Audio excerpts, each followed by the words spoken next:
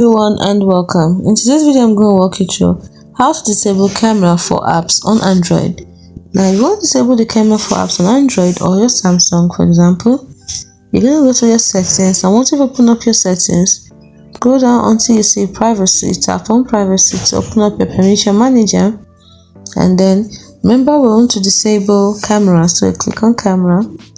As you can see, I have no app that has access to the camera permission turned on, so it is totally off. So if you tap on the gear icon to bring you here for you to see them, so you can see there's no app that's allowed all the time to have permission to my camera.